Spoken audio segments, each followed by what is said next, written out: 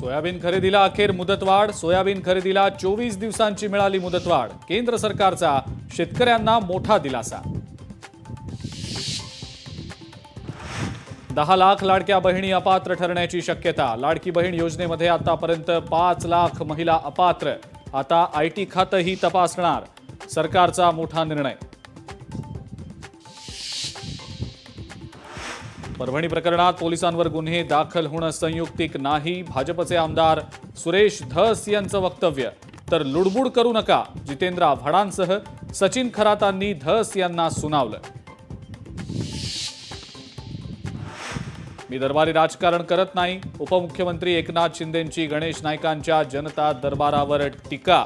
प्रत्येकाचं जगणं वेगळं असतं, गणेश नाईकांचा पलटवार.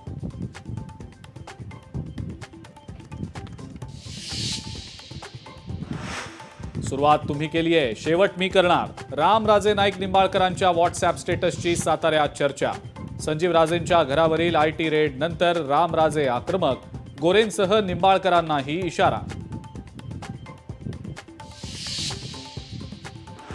अभिनेता राहुल सोलापूरकर पुन्हा बरळले. डॉक्टर बाबासाहेब आंबेडकरांबाबत वादग्रस्त विधान.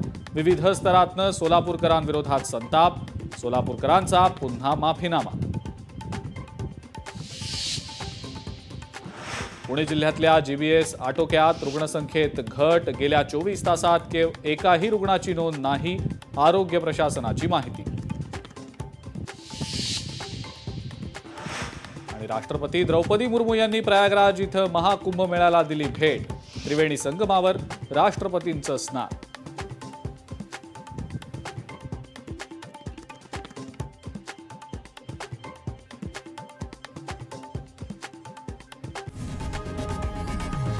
लोकशाही मराठी ऐका, पहा, जागरूक रहा.